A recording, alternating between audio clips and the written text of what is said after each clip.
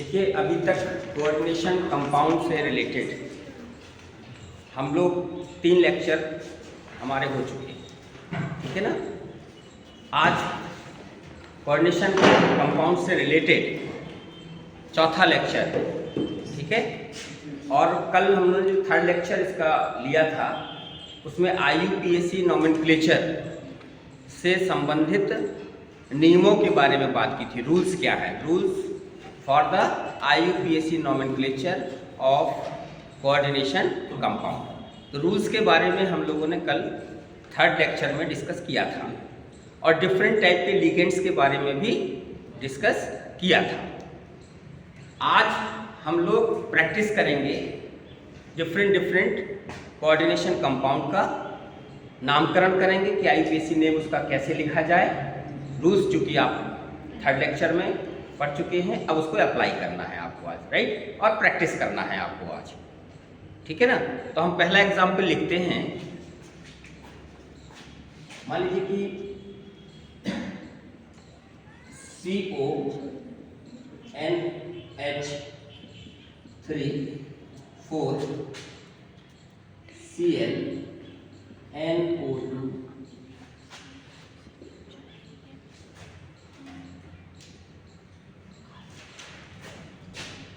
Cl, ठीक है। ये एक कोऑर्डिनेशन कंपाउंड है, कॉम्प्लेक्स कंपाउंड है, ठीक है ना। कॉम्प्लेक्स कंपाउंड में ये जो स्क्वायर ब्रैकेट के अंदर लिखा है, ये पार्ट, एक पार्ट ये है और दूसरा पार्ट ये है, ठीक है। इस पार्ट को कहते हैं कोऑर्डिनेशन एंटिटी या कोऑर्डिनेशन स्फीयर, ठीक है। इसको बोलते हैं काउंटर आयन, ठीक। और कोऑर्डिनेशन कंपाउंड में 2 पार्ट है, पहला पार्ट ये है, दूसरा पार्ट ये है। आगे जो लिखा है, पहले जो लिखा है वो हमेशा कैसा होता है, धनावेशित भाग होता है। कैसा भाग होता है, पॉजिटिवली चार्ज्ड। इसका मतलब ये जो स्क्वायर ब्रैकेट में लिखा है, ये पहले लिखा है तो ये धनावेशित होगा इसमें, और ये बाद में लिखा है दूसरा पार्ट तो वो ऋणावेशित होगा। क्लियर, इतनी बात समझ आ गई, ठीक। तो अगर ये ब्रेक करके लिखेंगे, आप इसको तोड़ करके लिखेंगे तो क्या देगा, ये हिस्सा अलग हो जाएगा, ये हिस्सा, दोनों पार्ट अलग अलग हो जाएंगे। तो क्या लिखोगे, CONH3 4ClNO2 square bracket plus Cl एक है, ये Cl एक बाहर आ गया। बस ये कैसे आएगा, हमने क्या बताया, ये नेगेटिवली चार्ज है और Cl पर कितना माइनस होता है, 1। एक नेगेटिवली चार्ज आयन इससे बाहर निकला है तो इस पर क्या आएगा, एक पॉजिटिव चार्ज आएगा, नहीं आएगा। एक नेगेटिवली चार्ज आयन बाहर निकला, इससे अलग हुआ तो इस पर एक पॉजिटिव चार्ज आएगा। जब इससे ये जुड़ जाएगा तो ये न्यूट्रल उदासीन स्पीशीज बन जाएगी। क्लियर, इसका एक ऋणावेश, इसका एक धनावेश मिलकर के न्यूट्रल, कोई चार्ज नहीं, ठीक है ना। इतना समझ आ गई, ठीक। तो जो इसका अब IUPAC नोमेनक्लेचर की बात करते हैं, किसकी, IUPAC नोमेनक्लेचर। तो हमने थर्ड लेक्चर में कोऑर्डिनेशन नंबर का, ये कौन सा लेक्चर है, कोऑर्डिनेशन कंपाउंड का, कोऑर्डिनेशन कंपाउंड से रिलेटेड, ये है आपका लेक्चर 4, ठीक है ना। तो थर्ड लेक्चर में हमने बता दिए थे रूल्स कि पहले हम कैटायनिक पार्ट, धनावेशित भाग का नामकरण करेंगे, इसके बाद ऋण आवेशित भाग का नामकरण करेंगे। क्लियर, धनावेशित भाग इसका कौन सा है, ये। ऋणावेशित भाग कौन सा है इसका, ये। या इसमें बात करें तो धनावेशित भाग ये है और ऋणावेशित भाग ये है, ठीक है। तो धनावेशित भाग में क्या क्या है, ये कोबाल्ट है, इसको बोलते हैं सेंट्रल एटम और आयन। इसलिए बोलते हैं क्योंकि इसी एटम से अदर ये स्पीशीज जुड़ी हुई है एक निश्चित संख्या में। इसी से क्या जुड़ा है, NH3 जुड़ा है, इसी से क्या जुड़ा है, Cl जुड़ा है, और इसी एटम से क्या जुड़ा है, NO2। तो सेंट्रल एटम कौन हुआ, C हुआ। ठीक, और बाकी जो स्पीशीज हैं सेंट्रल एटम के अलावा उनको बोलते हैं लिगेंड। ठीक है, क्या बोलते हैं, लिगेंड।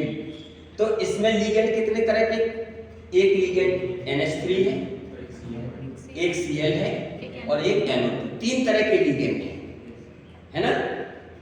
तो रूल ये है नामकरण का कि पहले हमें किसका नामकरण करना, धनावेशित भाग का।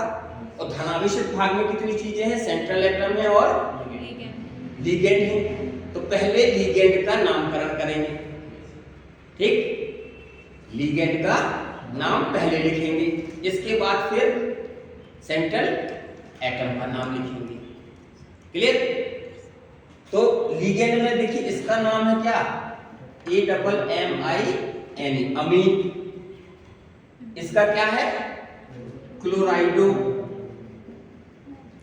इसका नाम है क्लोराइडो। इसका क्या है, कल मैंने बताया था, नाइट्रिटो O, नाइट्रिटो N। इसका क्या है, NO2 अगर लिखा है तो नाइट्रिटो N। अगर ONO लिखा होता तो नाइट्रिटो O होता। ठीक है ना। इसका मतलब है कि इस लिगेंड पे नाइट्रोजन एटम जो है pair of electron central atom को डोनेट कर रहा है।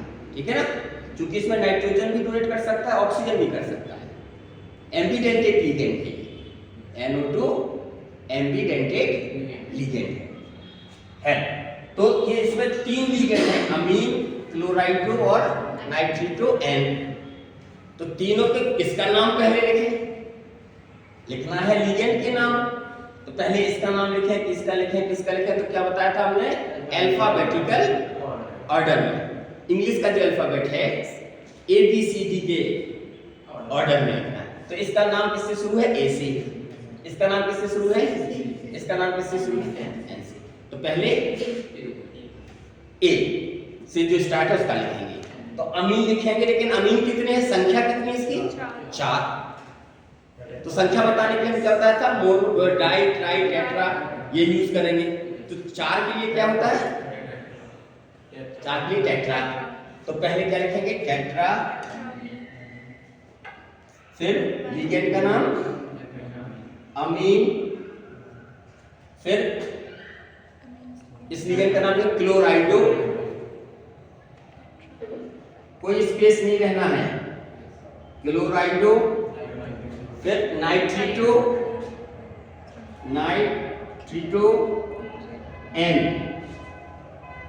तीनों लिगेंड के नाम हो गए। 4 अमीन लिगेंड है, एक Cl है, एक NO2 है, हो गया। इसके बाद फिर किसका नाम लिखना है, लिगेंड के नाम लिखने के बाद सेंट्रल एटम का। सेंट्रल एटम का नाम हमने बताया था कि अगर पॉजिटिवली चार्ज है ये स्पीशीज, पॉजिटिवली चार्ज स्पीशीज है तो सेंट्रल एटम का नाम जो होता है वही लिखा जाएगा। जिसका नाम है कोबाल्ट, तो कोबाल्ट ही लिखा जाएगा। तो यहाँ लिखेंगे आप COBA, कोबाल्ट। इसके बाद इसकी क्या लिखेंगे, ऑक्सीडेशन नंबर। ऑक्सीडेशन नंबर कैसे निकालते हैं, उसका तरीका देख लीजिए। इस पूरी स्पीशीज पर चार्ज कितना है, +1। तो इस पर जो चार्ज है वो बराबर किसके होगा, इसके चार्ज के प्लस इसके चार्ज के प्लस इसके चार्ज के प्लस इसके चार्ज के। तो इसका तो चार्ज पता नहीं है हम लोग, इसका मान लिया x। तो x आ रहा है या नहीं आ रहा, कोबाल्ट पर हमने क्या मान लिया, x। अमीन लिगेंड पर चार्ज 0 न्यूट्रल होता है, क्योंकि लिगेंड के बारे में पहले लास्ट 3rd लेक्चर में बता चुके। क्लोराइडो लिगेंड पर -1 चार्ज होता है, NO2 पर भी -1 होता है। तो इन सबके चार्ज को जोड़ दें, बराबर किसके होगा, +1 के। तो x का मान निकल आएगा। तो क्या लिखोगे आप, x +4 × 0 प्लस कितना, एक है ये, -1 प्लस -1 एक NO2 लिखेंगे बराबर +1, ये वही जोड़ लीजिए इसको। x 0 है ये -1 और ये -1 -2 बराबर +1। So x is equal to 2 + 1 is equal to +3। आ गया ना? तो इसका चार्ज कितना आया, +3, यानी कि इसकी ऑक्सीडेशन नंबर 3, ऑक्सीडेशन नंबर 3। तो ऑक्सीडेशन नंबर को लिखना है, छोटे ब्रैकेट में लिखना है और रोमन में लिखना है। तो छोटा ब्रैकेट लगाएंगे, 1 2 3, ऑक्सीडेशन नंबर लिख देंगे, ठीक है। इसके बाद अब क्या बचा, इसका काउंटर आया, तो नेगेटिवली चार्ज पार्ट है ना, तो उसका नाम जब लिखेंगे तो जो उसका नाम है वही लिख देना है। क्लोराइड आयन है ये, तो क्लोराइड लिखेंगे, लेकिन अब इसके बाद स्पेस देंगे, यहाँ कोई स्पेस नहीं रहेगा, इनके बीच में कोई स्पेस नहीं रहेगा नाम के। अब देखिए, अब दूसरे पार्ट नेगेटिवली चार्ज पार्ट का नाम जब लिखेंगे दूसरे पार्ट का, तो स्पेस देंगे। तो यहाँ लिखेंगे स्पेस दे करके क्लोराइड, नॉट राइडो, क्लोराइड, ठीक है ना, क्लियर। तो इस कंपाउंड का IUPAC नेम हो गया tetra ammine chlorido nitrito and cobalt third chloride. Is it clear? Is it clear और नॉट? ठीक, नेक्स्ट इसको मिटा देते हैं।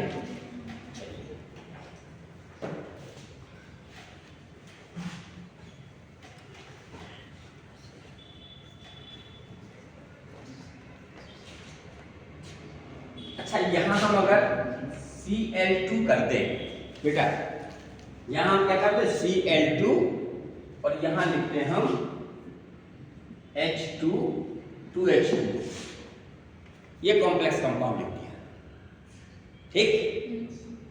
अब देखिए क्या है, ये तो 2 वाटर मॉलिक्यूल इसमें जो लिखा है .2H2, इसका क्या मतलब होता है समझते हैं?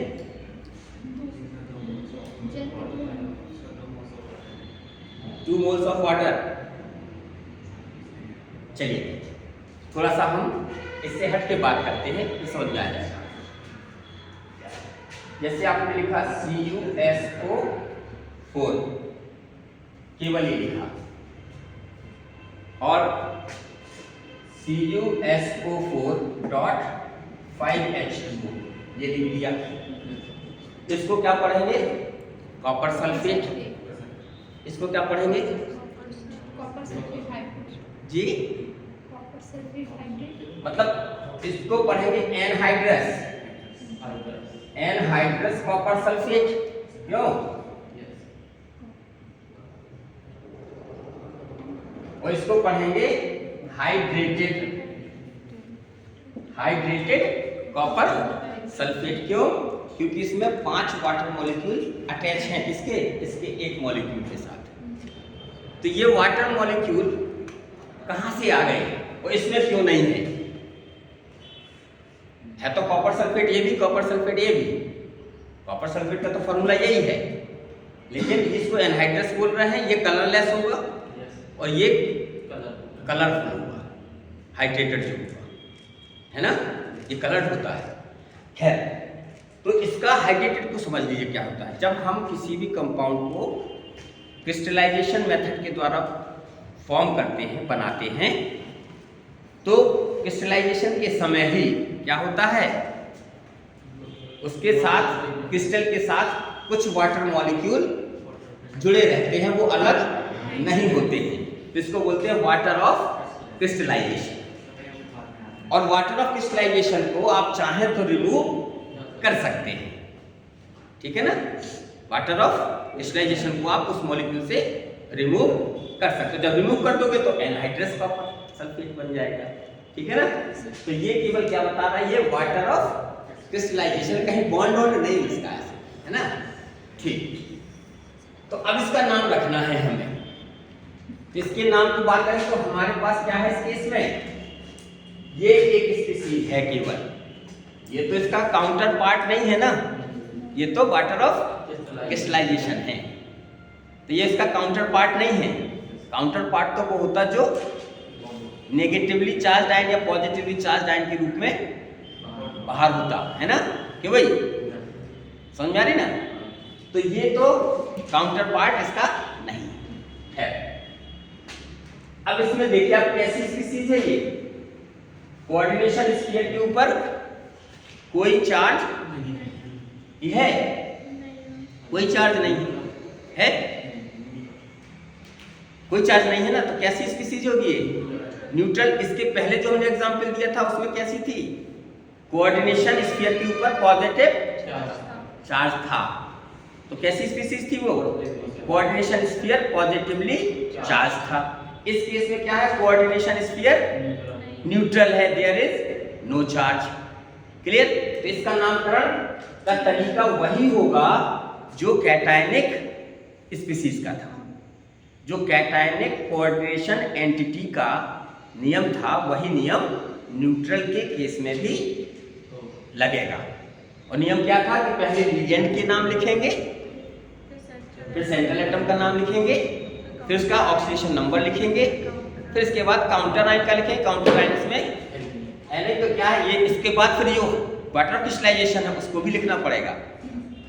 डाई हाइड्रेट, 2 वाटर मॉलिक्यूल है तो बाद में फिर क्या लिखोगे, डाई हाइड्रेट, डाई हाइड्रेट लिखोगे, ठीक है ना। इसका नाम क्या हो जाएगा,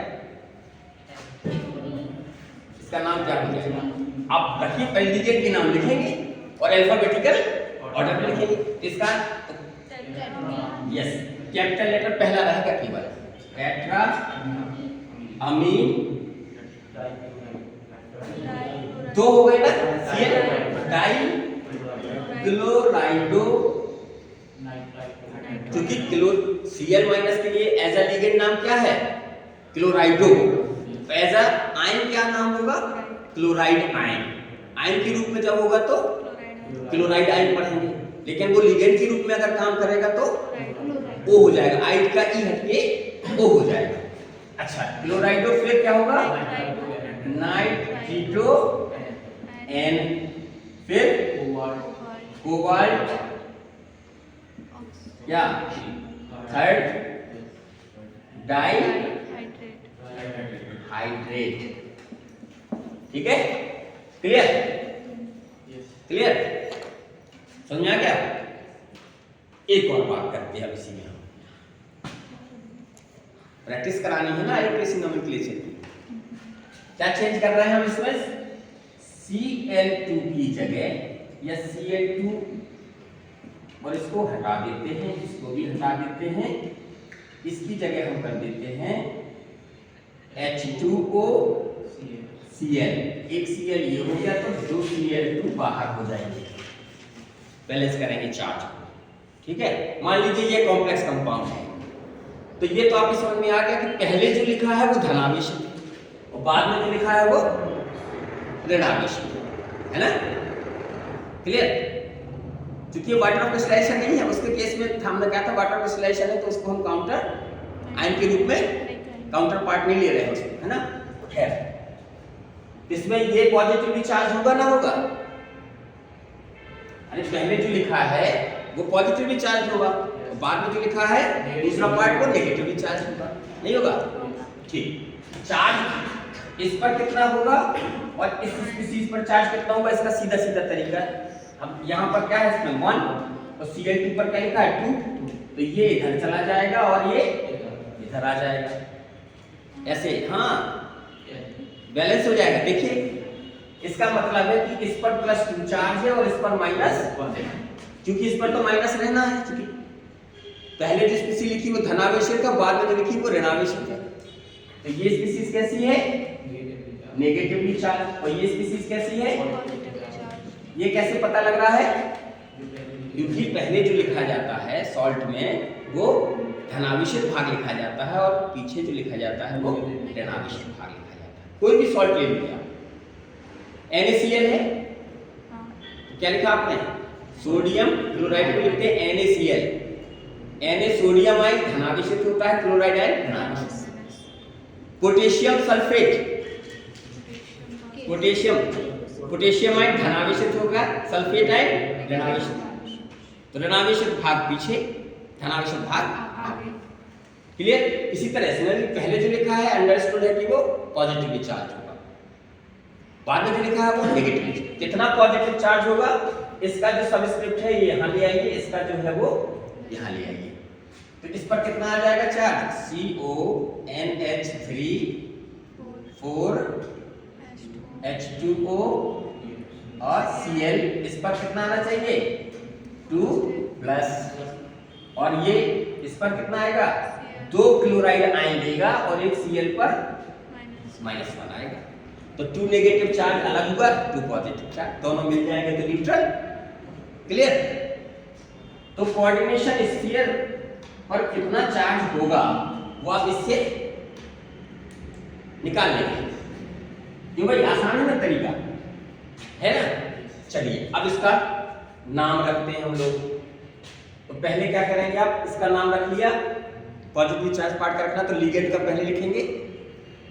लिगेंड का क्या है, टेट्रा अमीन। अब इसका अमीन है और इसका एक्वा है, राइट। तो इसका तो C से स्टार्ट है, तो A से दोनों लिगेंड का नाम शुरू है। तो अब क्या करें, अल्फाबेटिकल ऑर्डर के हिसाब से लिखना है नाम, राइट। फिर क्या करेंगे, अब फर्स्ट लेटर सेम है तो सेकंड लेटर को कंपेयर करेंगे। तो A के बाद यहाँ M है और यहाँ A के बाद Q है, तो M पहले आएगा, इसलिए हम लोग क्या लिखेंगे, टेट्रा अमीन। फिर क्या लिखेंगे, एक्वा, फिर क्लोराइडो, फिर सेंट्रल एटम कोबाल्ट। अब ऑक्सीडेशन नंबर निकालो, इसकी कैसे निकालोगे, हमने बता दिया इस पर कितना चार्ज है, 2 पॉजिटिव है। और ये 2 पॉजिटिव बराबर किसके, इसके चार्ज, इसके चार्ज, इसके चार्ज, इसके चार्ज के बराबर है। तो x + 4 × 0 प्लस इसका 1 × 0 प्लस ये लिगेंड 1 है, 1 × -1, इस पर 1 माइनस चार्ज होगा, बराबर किसके होगा, प्लस। तो 0 0 ये क्या है, -1, तो x - 1 = +2, तो x = +2 + 1 = +3। तो ऑक्सीडेशन नंबर कितना आ गया, +3। ये ऑक्सीडेशन नंबर किसमें दिखाना है, रोमन में, तो रोमन में लिख दिया 3rd। ठीक, आयन से भी निकाल सकते हो आप, और इस पूरे मॉलिक्यूल में निकालना है तब भी इस पर चार्ज निकल आएगा, नहीं निकल आएगा, क्योंकि इस पूरी स्पीशीज पर चार्ज कितना है, 0 है। अब पूरा अगर इसको देखा तो कोई चार्ज लिखा क्या हमने, जब हमने पूरा ये फॉर्मूला लिखा है, मॉलिक्यूल का नाम लिखा है, तब ये फॉर्मूला लिखा है, इस पर कोई चार्ज नहीं लगाया ना। इससे जब ये दोनों भाग पार्ट अलग अलग करेंगे तब चार्ज दिखाया ना, और जब दोनों चार्ज मिल जाएंगे तो न्यूट्रल। तो ये स्पीशीज कैसी है, न्यूट्रल है। तो इस पूरी स्पीशीज पर क्या है, कोई चार्ज नहीं है ना, 0 है ना। तो ये 0 बराबर किसके होगा, इसके चार्ज के, इसके चार्ज के, इसके चार्ज के, इसके चार्ज के, इसके चार्ज के, नहीं होगा।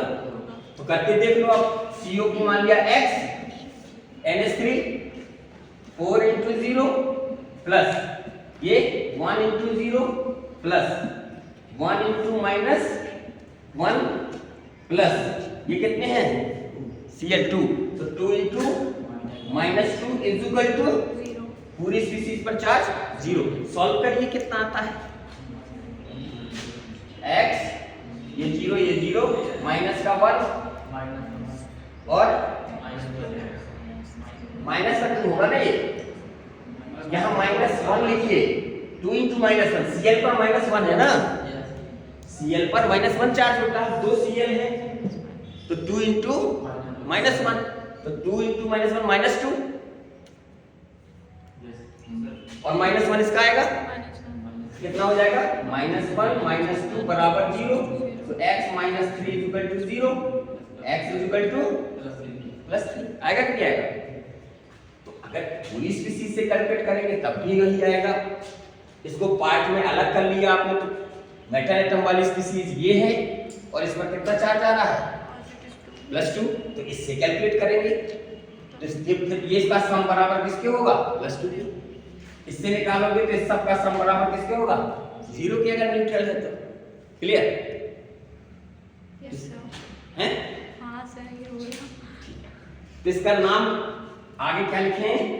थर्ड हो गया ऑक्सीडेशन नंबर, क्यों भाई? ऑक्सीडेशन नंबर 3 लिख दिया। इसके बाद क्या लिखेंगे हम? काउंटर आयन का नाम। काउंटर आयन का नाम क्या होगा? क्लो स्पेस दे करके क्लोराइड। डाइक्लोराइड तो नहीं लिखेंगे? नहीं। ठीक है ना? आयन चाहे जो काउंटर आयन है वो चाहे इसका जो नेगेटिवली चार्ज पार्ट है और इसकी जो पॉजिटिवली चार्ज पार्ट है, एंटिटी है, वो कितनी भी संख्या में हो उनकी संख्या नहीं बतानी पड़ती है। ठीक है ना? जैसे Al2SO4 का होल थ्राइस, Al2SO4 का थ्राइस, तो इसमें क्या लिखोगे आप? इसका नाम एल्युमिनियम सल्फेट। जबकि एल्युमिनियम कितने हैं इसमें? 2।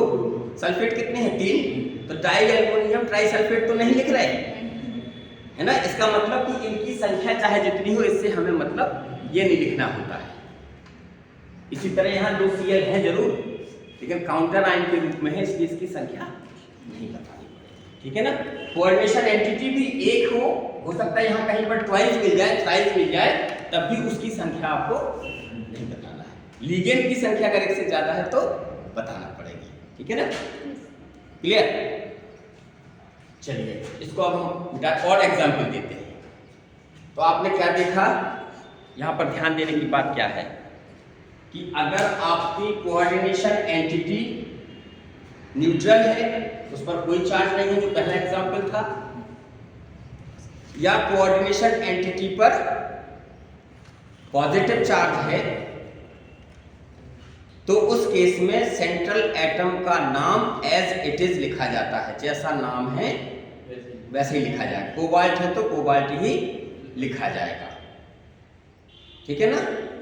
आयरन है तो आयरन ही लिखा जाएगा, Fe लिखा है तो। कॉपर है तो कॉपर ही लिखा जाएगा। Is it clear? कॉपर है तो कॉपर ही लिखा जाएगा। ठीक, आगे चलते हैं। अब हम लोग बात एक एग्जाम्पल और लिखते हैं।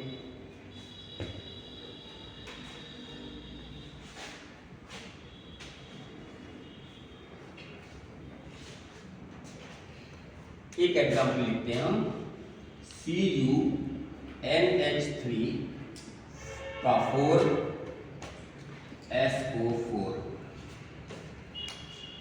इसमें पॉजिटिवली चार्ज है, इसको आप नामकरण करिएगा इसका। हम दूसरी स्पीसीज लिखते हैं, K4FeCN6। ये लिख दिया स्पीसीज हमने, राइट? अब इसकी बात करते हैं हम लोग। तो इसमें कौन से 2 पार्ट हैं? एक पार्ट ये है जो स्क्वायर ब्रैकेट के बाहर है, और दूसरा पार्ट ये है जो स्क्वायर ब्रैकेट के अंदर है। और जो पहले लिखा है निश्चित है वो कैसा होगा? पॉजिटिव। पहले किसको लिखते हैं? जो नियम है पॉजिटिवली चार्ज पार्ट को। तो ये कैसा होगा? धन आवेशित होगा। और ये कैसा होगा? ऋण आवेशित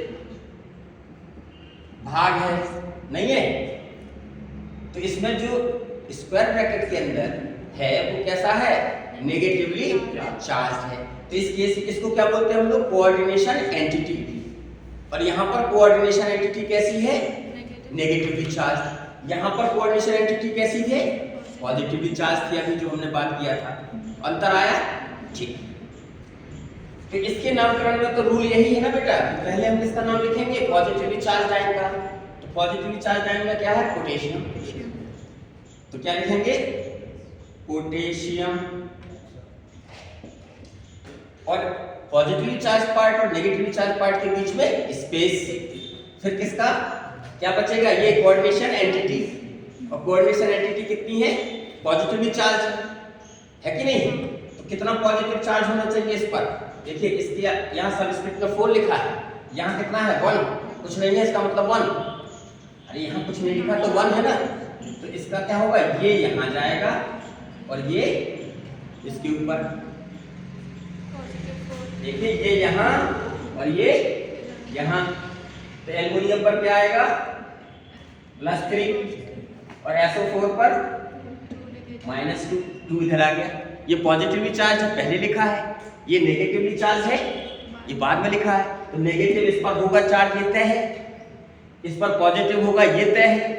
लेकिन कितना पॉजिटिव होगा, जितना यहाँ सबस्क्रिप्ट में तो 3 पॉजिटिव, और इस पर नेगेटिव होगा कितना, जितना सबस्क्रिप्ट में है 2। आ गया ना बैलेंस, ऐसे तो होता है चार्ज। इसी तरह यहाँ बैलेंस कर लो आप। इस पर क्या आएगा, ये स्पीसीज टूट करके क्या देगी, 4 पोटेशियम आयन देगी, और ये स्पीसीज बनेगी जिसमें लिखा होगा क्या, Fe और Cn का 6 और कितना नेगेटिव, अरे 4 थे तो +4 आएगा ना, 4 +4 नहीं लिखेंगे, कल हमने रूल बताया था। हमने बताया था कि कोऑर्डिनेशन एंटिटी पर जब चार्ज प्रदर्शित करते हैं तो इस बात का ध्यान रखते हैं कि पहले अंक लिखेंगे।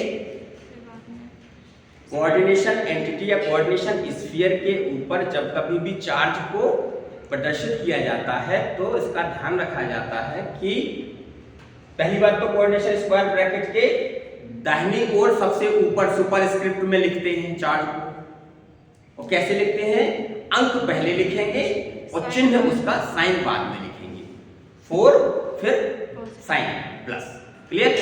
तो इसका नाम तो आपने लिख दिया पोटेशियम। अब किसका नाम लिखोगे, नेगेटिवली चार्ज एंटिटी का, है ना। तो इसमें क्या लिखोगे, पहले लिगेंड का नाम लिखोगे। ये लिगेंड है जो 6 जुड़े हैं, और ये क्या है, सेंट्रल एटम है। तो पहले लिगेंड का नाम लिखिए। लिगेंड कौन सा है, Cn का साइनाइडो नाम होगा एज अ लिगेंड, साइनाइडो।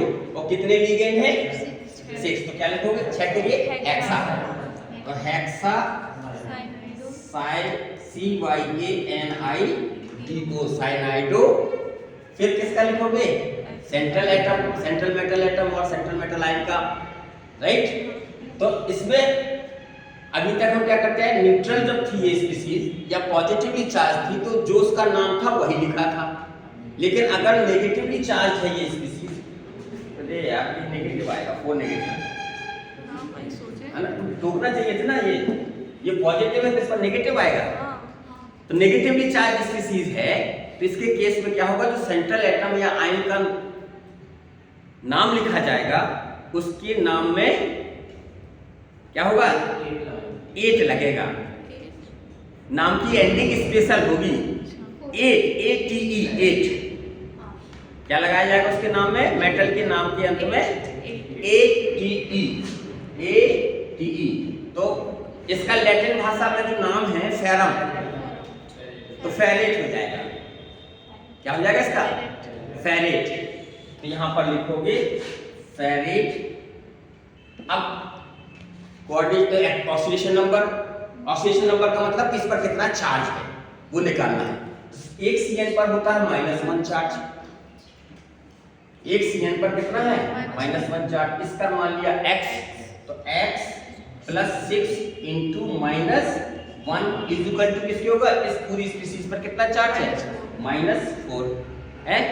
तो क्या हो जाएगा, x - 6 = -4, x = +6 - 4 = +2। तो Fe पर कितना चार्ज आ गया, +2। इसका मतलब इसका ऑक्सीडेशन नंबर 2 को रोमन में कैसे लिखेंगे, ये फेरेट सेकंड। क्लियर? इसका नाम क्या हो गया, potassium hexa cyanido ferrate second. Clear? समझा की बात।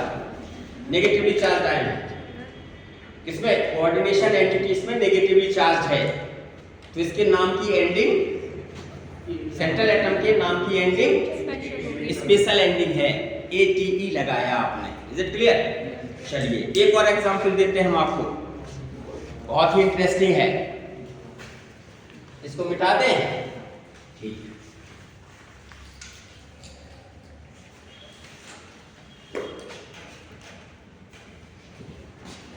देखिए Hg स्क्वायर ब्रैकेट के अंदर लिखा COSCN4, ये लिख दिया हमने कॉम्प्लेक्स कंपाउंड। अब इसका नामकरण करना है हम लोग IUPAC ने। तो ये तो आप समझ गए कि पहले जो लिखा है वो धनावेश है, बाद में जो लिखा है वो ऋणावेश है। तो इसमें कोऑर्डिनेशन एंटिटी देखिए Hg, और यहां पर प्लस ये क्या देगा COSCN का 4, इस पर -1 चार्ज और इस पर +1 चार्ज, ठीक है ना। -1 ये थोड़ा सा इसमें याद रखिए, क्योंकि क्या है यहां पर 1 लिखा है और यहां पर 1 लिखा है, वैसे तो नहीं लिखा है। और हो सकता है कि अगर इस पर +2 होता और यहाँ -2 होता तब भी कुछ नहीं यहाँ लिखा जाता, क्यों? बैलेंस हो जाता है ना। इसलिए ऐसी स्थिति में तो ध्यान रखना पड़ेगा, अगर डिफरेंट नंबर लिखे हैं यहाँ तब तो आसान है, इसका इसमें ट्रांसफर कर दो, इसका इसमें निकल आएगा। लेकिन अगर सेम नंबर है, यहाँ 1 है, तो फिर इसमें आपको समझना पड़ेगा कि किस पर कितना चार्ज है, याद रखना पड़ेगा। अगर +2 होता और इस पर -2 होता तब भी तो यही लिखते। तो +2 है इस पर कि +1 है, ये इससे क्लियर नहीं होगा। तो ऐसे केस में याद रखिएगा, है ना। तो इस पर +1 होगा, यहाँ -1 होगा, ये याद रखिएगा, है ना। ये तो प्रैक्टिस करेंगे, जब एग्जाम्पल्स सॉल्व करेंगे उससे अभ्यास हो जाएगा। खैर, तो इसमें पॉजिटिवली चार्ज पार्ट ये है और ये नेगेटिव, ये काउंटर आयन है नहीं है, और ये वाला कोऑर्डिनेशन एंटिटी, ठीक है। और पहले किसका नाम रखना है? पॉजिटिवली चार्ज का। तो इसका मरकरी लिखेंगे, MERCURY, मरकरी। लेकिन मरकरी के साथ साथ इसकी ऑक्सीडेशन नंबर भी लिखना है छोटे ब्रैकेट में। अब बता रहे क्यों, ठीक है। तो इसकी ऑक्सीडेशन नंबर जिस पर चार्ज है 1, ठीक। पोटेशियम जब लिखा था हमने तो उसमें ऑक्सीडेशन नंबर नहीं लिखी थी, क्यों? क्योंकि पोटेशियम डी ब्लॉक का एलिमेंट नहीं है, ठीक है। डी ब्लॉक का एलिमेंट नहीं। तो आप ये ध्यान रखिएगा कि अगर काउंटर आयन के रूप में डी ब्लॉक का एलिमेंट है तो उसके नाम के बाद उसकी ऑक्सीडेशन नंबर भी लिखना पड़ेगा। यदि काउंटर आयन के रूप में डी ब्लॉक का एलिमेंट है तो ऐसी स्थिति में उसके नाम के साथ उसकी ऑक्सीडेशन नंबर भी लिखना पड़ेगी। नहीं है जो अगर डी ब्लॉक का, तो उसमें आपको ऑक्सीडेशन नंबर, ये दोनों बैलेंस है, ये दोनों बैलेंस है, ठीक है। इसलिए आपने रोमन लगा दिया। हाँ, नहीं बैलेंस है इसलिए नहीं लगाया ना। हाँ, वही पूछ रही। बैलेंस तो सब में है, चार्ज तो बैलेंस सब में है। हाँ, तो वही। लेकिन देखिए हम ये लिखते हैं K4FeCN का 6, इन दोनों में क्या फर्क दिख रहा है आपको? फर्क ये दिख रहा है कि यहाँ पर स्क्वायर ब्रैकेट के बाहर पोटेशियम आयन है, यहाँ पर कोऑर्डिनेशन स्फीयर के बाहर मरकरी का आयन है, ठीक है। मरकरी किस ब्लॉक का है? डी ब्लॉक एलिमेंट है कि नहीं? नहीं, मरकरी का आप पीरियोडिक टेबल में देख लीजिए, इलेक्ट्रॉनिक कन्फिगरेशन देख लीजिए, डी ब्लॉक एलिमेंट है। और के पॉजिटिव पोटेशियम एस ब्लॉक का एलिमेंट है ना। तो अगर काउंटर आयन के रूप में डी ब्लॉक का एलिमेंट नहीं है तो फिर उसमें ऑक्सीडेशन नंबर लिखने की आवश्यकता नहीं है। लेकिन अगर काउंटर आयन के रूप में डी ब्लॉक का एलिमेंट है तो फिर उसके नाम के बाद उसकी ऑक्सीडेशन नंबर लिखना आवश्यक है, ये ध्यान रखिएगा। IUPAC नोमेनक्लेचर जब आप करें कोऑर्डिनेशन कंपाउंड का, सिर्फ डी ब्लॉक में ना, सिर्फ डी ब्लॉक एलिमेंट अगर काउंटर आयन के रूप में है तो उसमें आपको कोऑर्डिनेशन नंबर लिखना है, और अगर नहीं है तो सिर्फ उसका नाम लिखना है। क्लियर? तो ये भी एक रूल है IUPAC नोमेनक्लेचर का कि अगर कोऑर्डिनेशन कंपाउंड में काउंटर आयन के रूप में डी ब्लॉक का एलिमेंट उपस्थित है तो उसका नाम लिखने के बाद उस छोटे ब्रैकेट में उसका ऑक्सीडेशन नंबर भी लिखा जाएगा। क्लियर?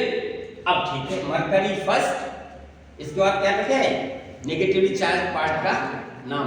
और ये कोऑर्डिनेशन एंटिटी, इसमें कोऑर्डिनेशन स्फीयर नेगेटिवली चार्ज है, कॉम्प्लेक्स आयन नेगेटिवली चार्ज है, तो नेगेटिवली चार्ज कॉम्प्लेक्स कंपाउंड के केस में क्या होगा? सेंट्रल एटम या सेंट्रल आयन का नाम की स्पेशल एंडिंग होगी, 8 लगाएंगे, है ना? तो अच्छा, पहले लिगेंड का नाम लिखेंगे, क्या होगा? SCN को क्या पढ़ते हैं? SCN का नाम क्या होगा एज ए लिगेंड? SCN का थायोसाइनेटो। थायोसाइनेटो वो कितने हैं ये? 4। हम थर्ड लेक्चर में बता चुके हैं इस लिगेंड का क्या नाम है। तो इसका नाम होगा थायोसाइनेटो होगा, कितने हैं? 4। 4 के लिए लिखोगे टेट्रा थायोसाइनेटो। अब सेंट्रल एटम का नाम, सेंट्रल आयन का कोबाल्ट है तो कोबाल्ट का कोबाल्टेट। क्यों? क्योंकि इस पर नेगेटिव चार्ज, नेगेटिवली चार्ज है, इसलिए कोबाल्टेट हो जाएगा। अगर पॉजिटिव होता तो कोबाल्ट ही लिखते, या कोई चार्ज नहीं होता तो भी कोबाल्ट लिखते। अगर कोऑर्डिनेशन एंटिटी या कोऑर्डिनेशन स्फीयर पर कोई चार्ज नहीं है तो सेंट्रल एटम का नाम में कोई स्पेशल एंडिंग नहीं होगी, जो उसका नाम है वही लिखा जाएगा। अगर पॉजिटिवली चार्ज है कोऑर्डिनेशन स्फीयर या कॉम्प्लेक्स आयन तो सेंट्रल एटम के नाम में क्या होगा? एज इट इज नाम लिखा जाएगा, कोबाल्ट का कोबाल्ट लिखा जाएगा, है ना? अगर कोऑर्डिनेशन एंटिटी या कोऑर्डिनेशन स्फीयर पर नेगेटिव चार्ज है, इस केस में सेंट्रल एटम का नाम की स्पेशल एंडिंग होगी। स्पेशल एंडिंग क्या होगी? उसके नाम के अंत में 8 लगाएंगे, 8 लगा होगा तो कोबाल्ट का क्या हो जाएगा यहाँ? कोबाल्टेट, क्योंकि कोऑर्डिनेशन एंटिटी पर नेगेटिव चार्ज है। यहाँ लिखोगे आप कोबाल्टेट, कोबाल्टेट। और इसका ऑक्सीडेशन नंबर कैसे निकालोगे? इसको मान लो इस पर होता है -1, इस पर कितना? x, तो क्या लिखोगे? x प्लस कितने हैं ये? 4 है ना? 4 इंटू -1। एक लिगेंड पर -1 है, 4 लिगेंड है तो 4 गुणा -1। और इस पूरे कॉम्प्लेक्स आयन पर कितना चार्ज है? -1। तो ये क्या हो गया? x - 4 = -1। so x = +4 - 1 = +3। ये वही तो ऑक्सीडेशन चार्ज +3 तो ऑक्सीडेशन नंबर वही होगी इसकी।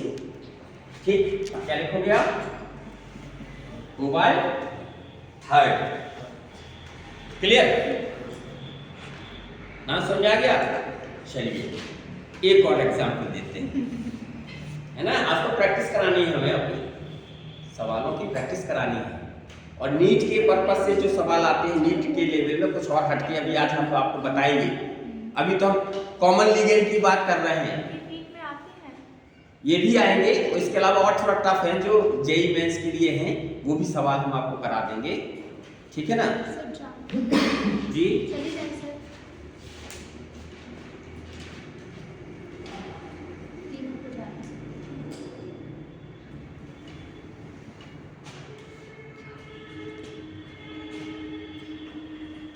नेक्स्ट क्वेश्चन लिखिए, नेक्स्ट क्वेश्चन लिखिए। एक और एग्जांपल देते हैं आपको। AgNH3 का ट्वाइस, फिर एक और स्क्वायर ब्रैकेट में AgCN का ट्वाइस, ठीक है? ये भी कोऑर्डिनेशन कंपाउंड है, कॉम्प्लेक्स कंपाउंड है। इसमें भी 2 भाग हैं, एक पार्ट ये है और एक पार्ट ये है। तो निश्चित है जो पहले लिखा है वो पॉजिटिवली चार्ज होगा और जो बाद में लिखा है वो नेगेटिवली चार्ज होगा, ठीक है? आपको पता है कि सिल्वर पर चार्ज +1, ठीक है ना? +1 होता है, इस पर +1, NH3 पर क्या होता है 0। तो इससे जो स्पीशीज जुड़ी है वो कैसे जुड़ी है, इस पर +1 है और इस पर चार्ज कितना है 0। तो इस पर क्या है +1 और एक इस CN पर कितना है -1 नहीं है। इस स्पीशीज पर कितना चार्ज होना चाहिए टोटल, एक Ag पर +1 है, CN पर एक CN पर -1 है, दो CN जुड़े हैं तो -2 +1, तो इस पूरी स्पीशीज पर क्या चार्ज आएगा -1 आएगा कि नहीं आएगा। इसको अगर हम कैलकुलेट करना चाहते तो इसको x मान लीजिए, इस पर -1 है तो कितना आएगा, इस पूरी स्पीशीज पर कितना चार्ज है यहाँ, कोई चार्ज नहीं दिख रहा ना आपको, नहीं दिख रहा है, ब्रेक करके लिखते हैं, ऐसे समझ में नहीं आ रहा। तो चलिए हमने आपको बताया कि ये कॉम्प्लेक्स कंपाउंड है, इसमें एक पार्ट भी है दूसरा पार्ट भी है, इन दोनों को ब्रेक करेंगे तो ये पार्ट किसके रूप में आएगा, पॉजिटिव के रूप में आएगा, इस पर कितना +1 चार्ज। दूसरा पार्ट क्या होगा इसका AgCN ट्वाइस और इस पर -1 चार्ज आएगा। दोनों कंबाइन करेंगे तो ये बन जाएगा न्यूट्रल स्पीशीज बन जाएगी, नहीं बन जाएगी, बन जाएगी ना। और वैसे भी इस पर चार्ज अगर क्यों -1 आ रहा है ये क्लियर कर दें आपको, इस पर x, इस पर एक CN पर -1, पूरी स्पीशीज पर कितना है -1, x +2 × -1 = -1, तो x पर कितना आएगा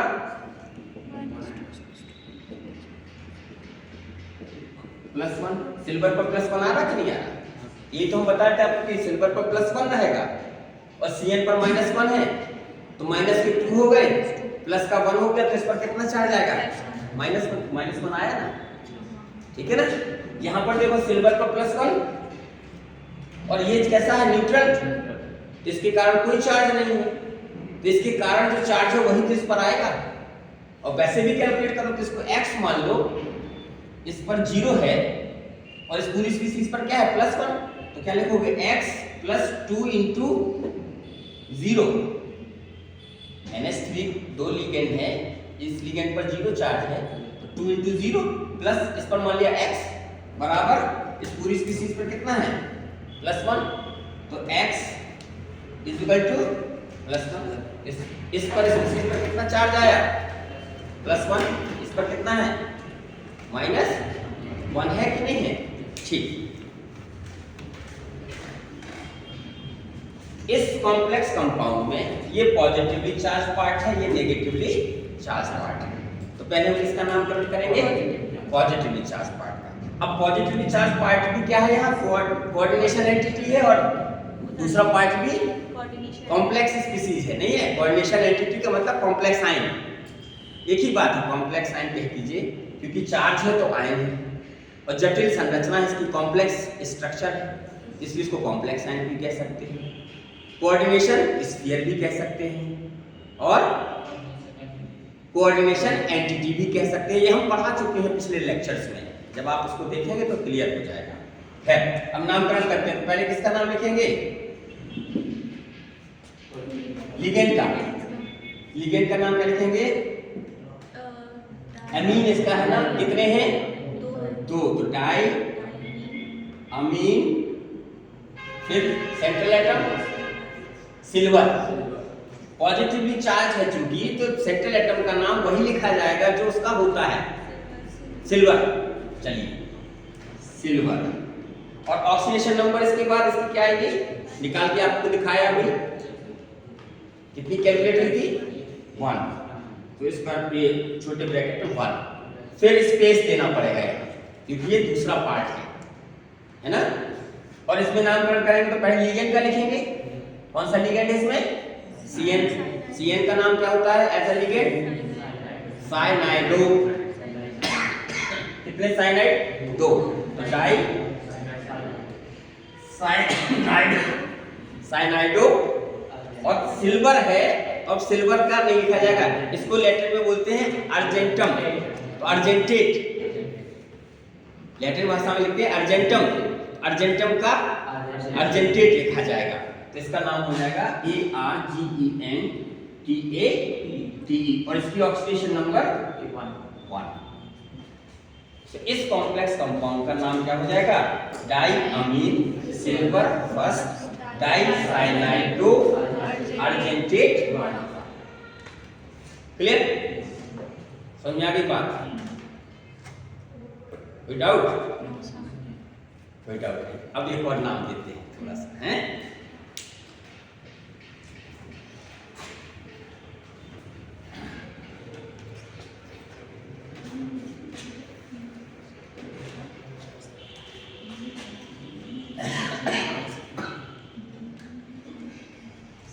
CREN का होल थ्राइस, CO कर दें, CO कर देते हैं, चलो EN का होल थ्राइस और इस पर 3 पॉजिटिव चार्ज लगा देना। ठीक, इसका नाम बात कर रहे हैं, इसका नामकरण करना है। IUPAC इसका ना ना ना EN एक्चुअल में क्या है कि आपने हमारे पिछले लेक्चर्स नहीं किए हैं, ये एक्चुअल में क्या है, एब्रीविएशन है किस लिगेंड का? इथाइलिन डाइअमीन। इथाइलिन डाइअमीन ऐसी का IUPAC नेम है इथेन 1,2 डाइअमीन। फॉर्मूला इसका होता है CH2 सिंगल बॉन्ड CH2, यहाँ सिंगल बॉन्ड ये NH2 और ये NH2। इथाइलिन, इथाइलिन का फॉर्मूला क्या होता है? CH2 डबल बॉन्ड CH2 होता है। इसको इथाइलिन पढ़ोगे क्यों?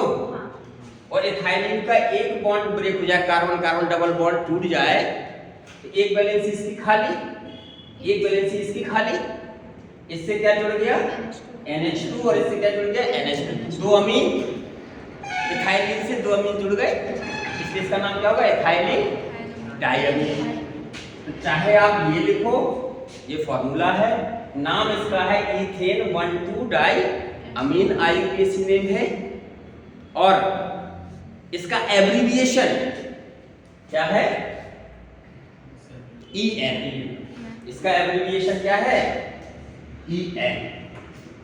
कहीं पर EN लिखा है, इसका मतलब इथाइलिन डाइअमीन लिगेंड है, और ये डाइडेंटेट लिगेंड है।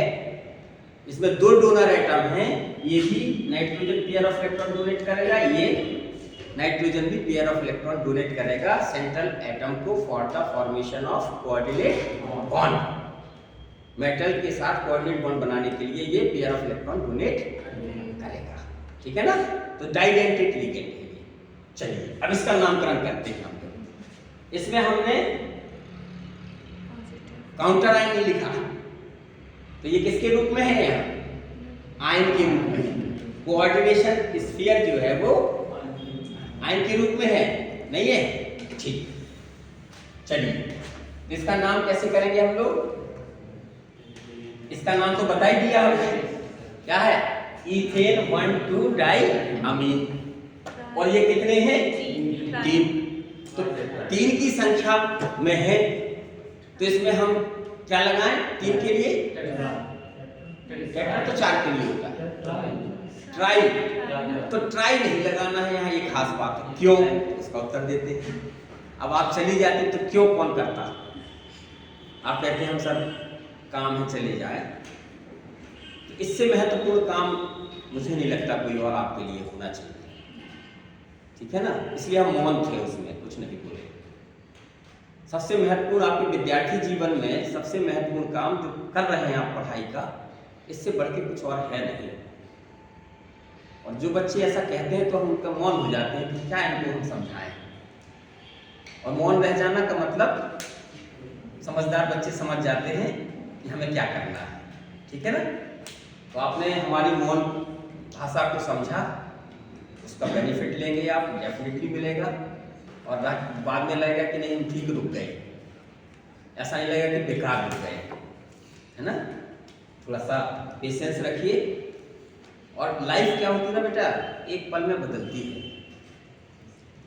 आप पढ़ रहे हैं, हो सकता है आप किसी इंटरव्यू में जाएं, कहीं किसी एग्जाम में जाएं, और इंटरव्यू में खास तौर से क्या होता है कि सामने जो बैठा है आपके जो एक्सपर्ट होते हैं, उनको जो आता है वो पूछेंगे, और हो सकता है कि यही पूछ दें, जो उनको यही आता है यही पूछ दें, और एक ही क्वेश्चन का आंसर आपने सही दे दिया, उनने जो पूछा आपने बता दिया, सिलेक्ट।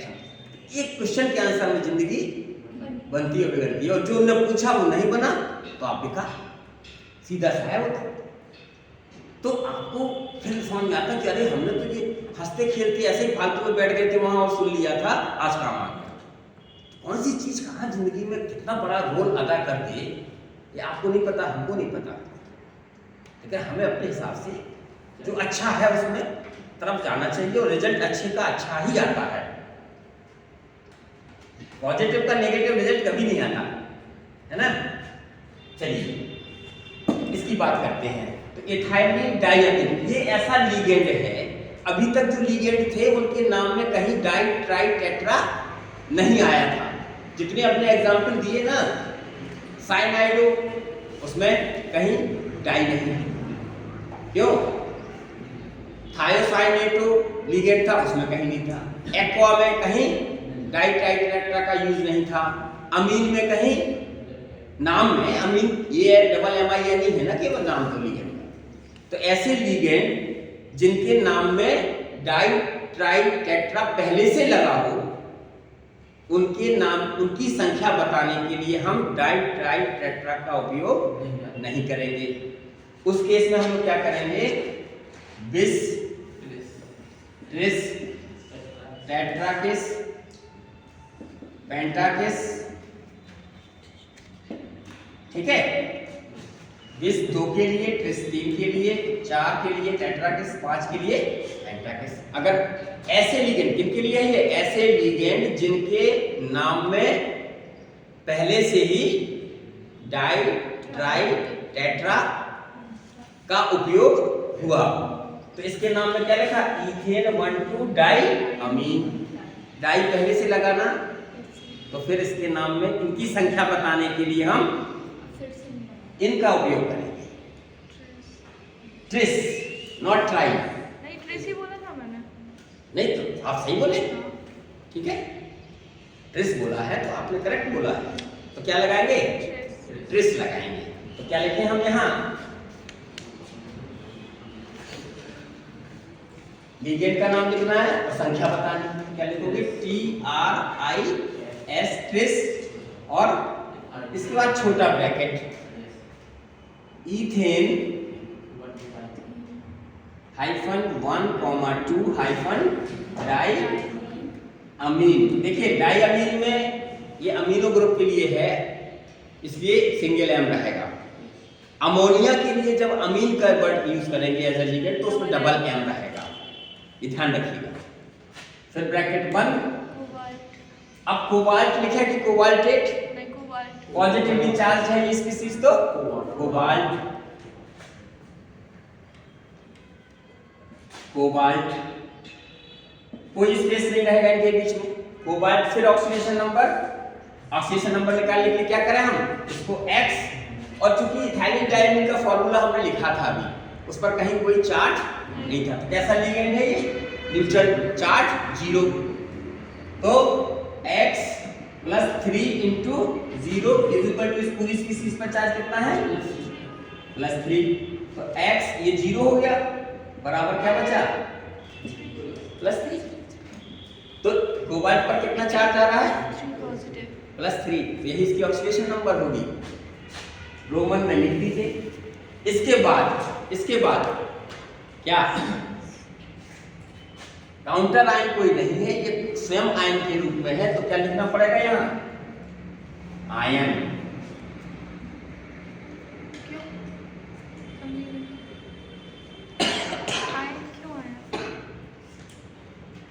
क्यों, ये इसको क्या पढ़ो, जैसे ये लिखा होगा देखो CO, और मान लीजिए कोई मेटल है, ऐसे कर देते हैं हम CO और Cl6 कर देते हैं, Cl6 करेंगे, Cl6 नहीं करते, Cl3 करते हैं और H2O3 करते हैं। मान लीजिए ये कर दिया हमने, राइट। तो इसका नाम क्या लिखोगे आप? पहले तो एक्वा लिखना भी चाहिए, पहले इसको लिखना चाहिए फिर इसको लिखना चाहिए। फॉर्मूला राइटिंग में भी रूल यही है कि लिगेंड को अल्फाबेटिकल ऑर्डर में किसी भी कोऑर्डिनेशन कंपाउंड का जब आप फॉर्मूला लिखते हैं तो उसमें भी ध्यान रखते हैं कि पहले सेंट्रल एटम लिखेंगे, इसके बाद लिगेंड लिखेंगे, और एक से ज्यादा लिगेंड है तो उनको अल्फाबेटिकल ऑर्डर में लिखेंगे। तो इसमें एक्वा पहले आएगा, Cl क्लोराइडो लिगेंड बाद में आएगा, तो पहले एक्वा लिखना चाहिए फिर Cl लिखना चाहिए, ठीक है ना। तो क्या लिखे हम H2O थ्राइस और Cl3, राइट। तो अब ये बताओ बेटा, इस केस में इसके ऊपर कोई चार्ज आएगा? कोबाल्ट +3 ऑक्सीडेशन स्टेट में है, मान लीजिए इस पर है, कोबाल्ट पर +3 चार्ज है, तो प्लस का 3 ये हो गया, एक Cl पर -1 है तो 3 Cl के कारण कितना होगा माइनस का 3, और H2O पर कितना है 0, तो इस पूरी स्पीसीज पर क्या होगा?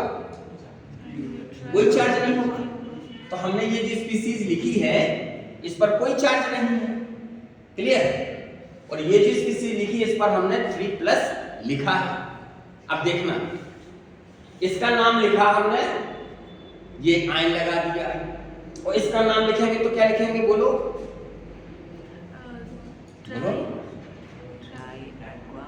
ट्राई एक्वा ट्राई क्लोराइडो और कोबाल्ट थर्ड, लिखोगे नहीं लिखोगे, राइट। और इसमें भी हम अगर आप कह रहे हैं आयन ना लगाइए तो इस केस में क्या होगा? थर्ड लिख दिया, लेकिन ये तो न्यूट्रल स्पीसीज है और ये चार्ज स्पीसीज है, तो हम डिफरेंशिएट नहीं कर पा रहे ना। तो ये डिफरेंशिएशन होना चाहिए कि ये आयन चार्ज स्पीसीज है, ये न्यूट्रल है। अगर हम आयन नहीं लिखते तो ये पता नहीं लगता कि इस पर चार्ज है। जिस पे चार्ज लगा है उसी में से आयन आएगा। यस, नहीं, उसके साथ अगर काउंटर आयन लिखा होता, काउंटर आयन लिखा होता तो फिर तो न्यूट्रल स्पीसीज हो जाता, तो फिर काउंटर आयन का नाम लिखते हो। अगर इसमें काउंटर आयन लगा भी है और चार्ज भी है, तो काउंटर आयन लिखा है और फिर चार्ज, फिर कहाँ चार्ज है? हाँ तो वही पूछ रहे हैं, फिर तो न्यूट्रल स्पीसीज हो गई ना। अब इसके साथ कोई है ही नहीं, लिखा ही नहीं है। अगर यहाँ देखो, यहाँ अगर हम कर देते Cl3 कर देते मान लीजिए, तो अब तो इस स्पीसीज पर कोई चार्ज नहीं है, तो हम तो पूरी स्पीसीज का नाम लिख रहे हैं ना, हम पूरी स्पीसीज का नाम लिख रहे हैं, ठीक है।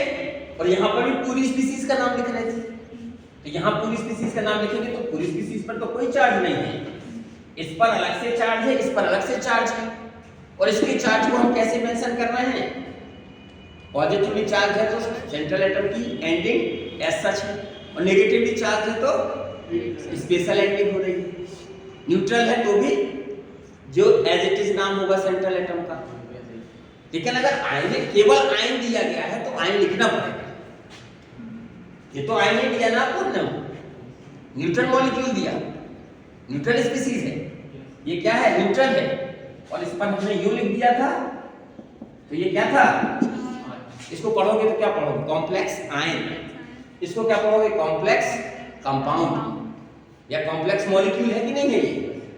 ये न्यूट्रल है तो आयन पढ़ोगे तो आयन लिखना पड़ेगा, ठीक है, क्लियर।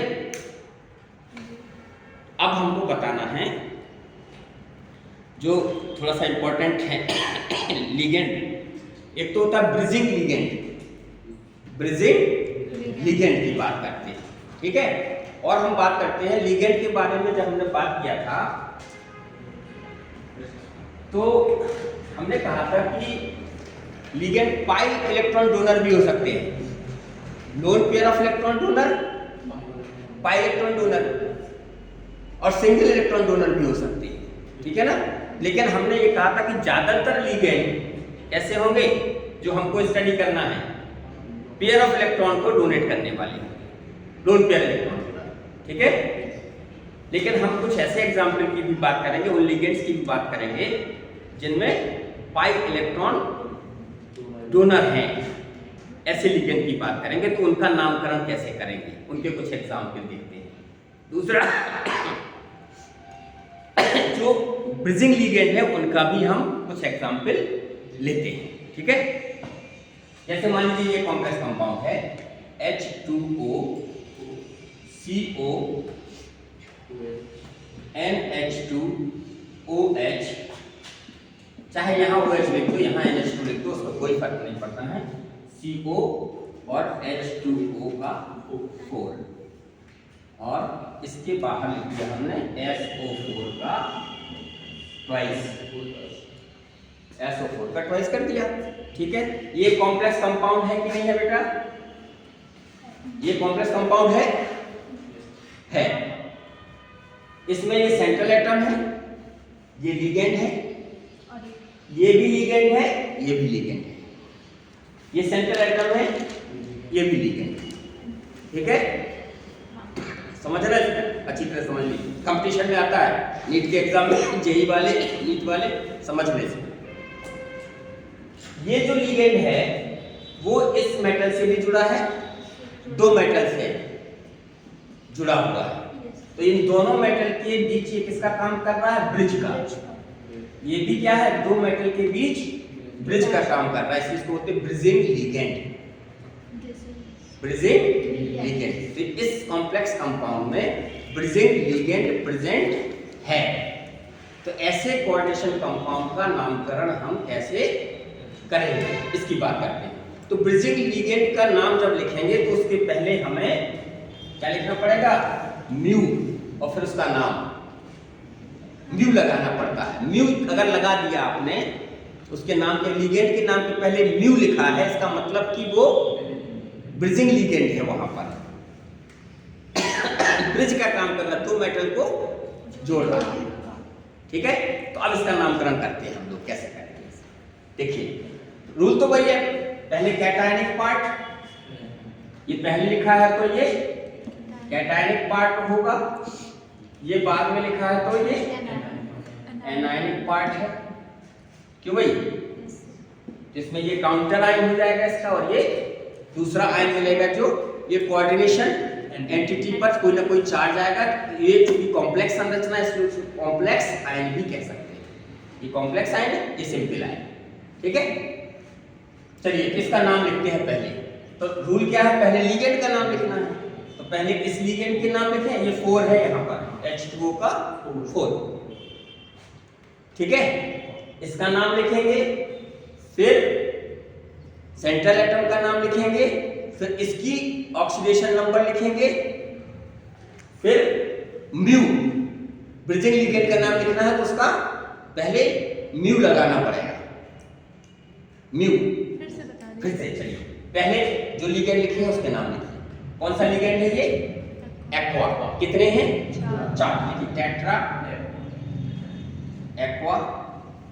इसके बाद सेंट्रल एटम, मेटल एटम, ये भी मेटल एटम। तो मेटल एटम पर कितना चार्ज है इसकी ऑक्सीडेशन नंबर पता होना चाहिए, ये लिखना पड़ेगा। कैसे निकालोगे?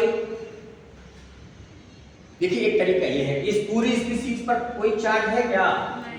0 है कि नहीं है? हैं? आयनों में नहीं तोड़ना है, मत तोड़िए, आप सीधे निकाल लीजिए और इसकी ऑक्सीडेशन नंबर को सीधे निकाल सकते हो।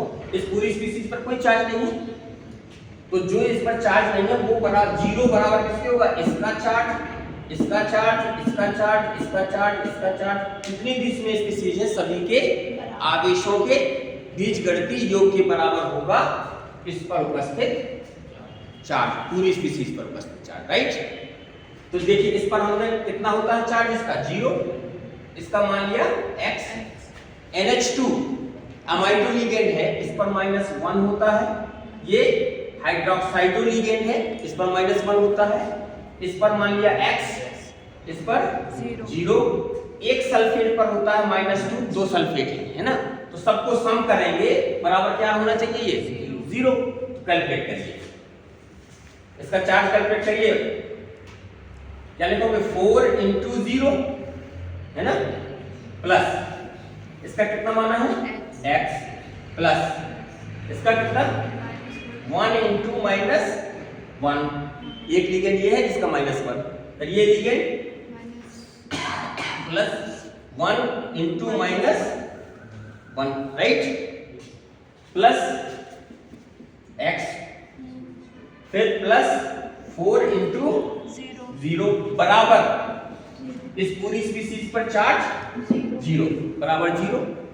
सॉल्व करिए, 4 × 0 ये 0 हो गया, x और एक x ये है, कितने हो गए 2x, फिर -1 कितना हो गया, बोलो, तो सल्फेट का नहीं लिखा ये, इसका सल्फेट का भी लिखना था, इस स्पीसीज का सल्फेट इसी में तो है, प्लस 2 × -2 बराबर 0, ये होगा ना भाई, इस पूरी स्पीसीज पर चार्ज 0 है, तो इन सभी के चार्ज को जोड़ोगे ना, इसका चार्ज जोड़ लिया, फिर इसका चार्ज जोड़ लिया, फिर इसका जोड़ लिया, फिर इसका जोड़ लिया, फिर इसका जोड़ा, फिर इसका जोड़ा, और फिर इसका भी तो जोड़ना पड़ेगा, तब जाकर के टोटल 0, पूरी स्पीसीज न्यूट्रल है।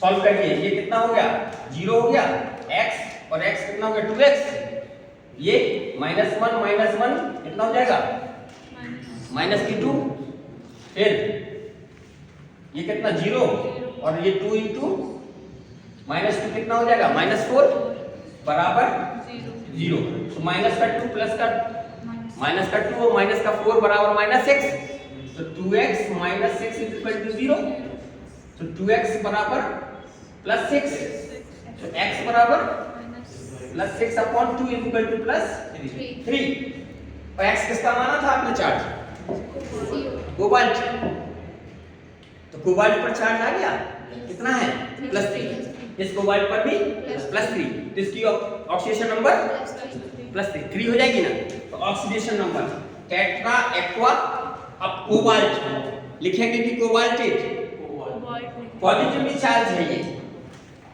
नहीं है, पहले लिखा है, ये बाद में लिखा है, जो पहले लिखा है पार्ट वो धनावेशित है कि नहीं, ये टूटेगा तो सल्फेट आयन देगा 2 और ये स्पीसीज देगा, क्लियर, कि तोड़ के लिखे इसको, हम ब्रेक करके, समझ में आ रहा, तो एक्वा के बाद क्या लिखे कोबाल्ट, कोबाल्ट इसलिए लिख रहे हैं कि ये धनावेशित कोऑर्डिनेशन स्फीयर है इसमें है, फिर ऑक्सीडेशन नंबर 3 हो गई, इसके बाद फिर क्या लिखेंगे, ये ब्रिजिंग लिगेंड आ गया, तो ब्रिजिंग लिगेंड में एक का नाम है एमाइडो, दूसरे का नाम है हाइड्रोक्साइडो, अल्फाबेटिकल ऑर्डर में, ए पहले आएगा, H बाद में आएगा, तो क्या लिखोगे, क्या लिखोगे बेटा, हमने बताया था कि म्यू लगाना पड़ेगा, जब ब्रिजिंग लिगेंड लिखोगे तो म्यू लगाना, हाइफन म्यू, फिर डैश, क्या हो जाएगा ये एमाइडो, फिर डैश, फिर म्यू डैश हाइड्रोक्साइडो, फिर किसका लिगेंड, और फिर मेटल का नाम टेट्रा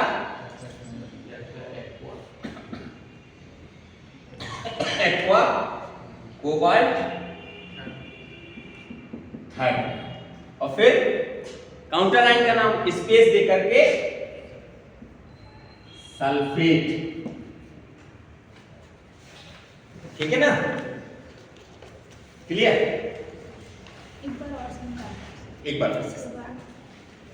चलिए, ये स्पीसीज आपके सामने लिखी है, इस स्पीसीज को अगर हम ब्रेक करके लिखें, तोड़ करके लिखें, तो क्या इसको अगर हम ब्रेक करके लिखें तो कैसे लिखेंगे, क्या मिलेगा आपको,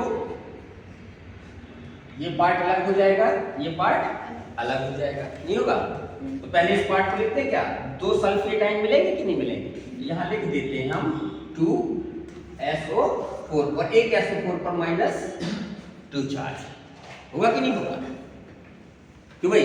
और हमने वैसे भी आपको बताया था कि ये वाला हिस्सा कहाँ आ जाएगा,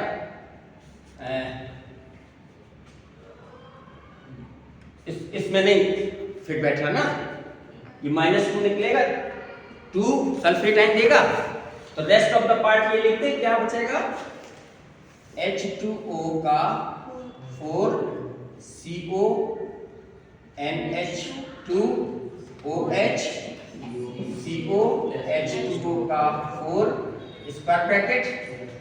अब इस पर 4 नेगेटिव निकल गया ना, एक सल्फेट आयन पर 2 नेगेटिव चार्ज, 2 सल्फेट आयन निकले तो कितना नेगेटिव चार्ज हो गया टोटल, 4 नेगेटिव चार्ज अलग हुआ, तो इस पर कितना आएगा, 4 पॉजिटिव आएगा कि नहीं आएगा, क्लियर। तो इस स्पीसीज का चार्ज कैसा है, पॉजिटिव, तो पॉजिटिवली चार्ज स्पीसीज है ये, इसका नाम पहले लिखोगे ना, इसके नाम में देखिए टेट्रा एक्वा पहले इसका, फिर कोबाल्ट। अब कोबाल्ट का अवशेष नंबर 3 है, ये कैसे पता लगी आपको, पूरी स्पीसीज से निकाल लीजिए, चाहे इससे भी निकाल सकते हैं। इस केस में निकालोगे तो कैसे निकालोगे, इस पूरी स्पीसीज पर चार्ज कितना है, +4, तो इसका मान लिया आपने ये 0 है, इसका मान लिया x, इसका -1, इसका -1, इसका x, इसका 0, और ये सबका सम करोगे तो कितना आएगा, तो करिए 4 × 0 + x, फिर +1 × -1 +1 × -1 + x, क्यों भाई, फिर +4 × 0 को बराबर किसके, +4 के। सॉल्व करके देखिए जरा कितना आता है, इसको सॉल्व करोगे तो ये तो 0 हो गया, ये भी 0 हो गया, x और x कितने हो गए, 2x हो गए, ये -1 कितना हुआ, -2 बराबर +4, माइनस का 2 इस तरफ जाएगा, प्लस का 2 जाएगा, तो 2x बराबर कितना आएगा, 2x बराबर +6, तो x बराबर +3 आया ना। तो चाहे इस स्पीसीज को अलग करके आप निकाल लो, चाहे एक साथ निकालोगे तो भी आएगा, दोनों तरीके से निकाल सकते हो। Is it clear. अब नाम की बात कर रहा है, ऑक्सीजन नंबर क्लियर हो गया। नाम में पहले आपने किसका लिखा, टेट्रा एक्वा कोबाल्ट 3। जब ब्रिजिंग लिगेंड लिखेंगे तो ब्रिजिंग लिगेंड का नाम लिखने के पहले म्यू लगाना पड़ेगा और डैश, तो dash mu dash amido as a ligand नाम क्या है, NH2 का एमाइडो। म्यू लगा है, ये इस बात को इंडिकेट करता है कि ये ब्रिजिंग लिगेंड की तरह कार्य कर रहा है, तो मेटल एटम के बीच ब्रिज का काम कर रहा है। और इस हाइड्रोक्साइडो लिगेंड के आगे भी क्या लगा है, म्यू, तो ये बता रहा है कि ये लिगेंड भी ब्रिजिंग लिगेंड की तरह कार्य कर रहा है, ठीक है, म्यू से ये पता लग रहा है। फिर टेट्रा एक्वा लिगेंड का नाम, फिर मेटल कोबाल्ट का 3rd, और फिर काउंटर पार्ट क्या है, सल्फेट। क्लियर क्यों भाई, क्लियर हो गया नरेंद्र जी, कोई डाउट तो नहीं है। आगे चलते हैं, अब उसकी बात करें हम, और एक बच्चा है जो कंपटीशन में आता है, पाई डोनर पाई एक्सेप्टर लिगेंड, इसकी बात करते हैं। चलिए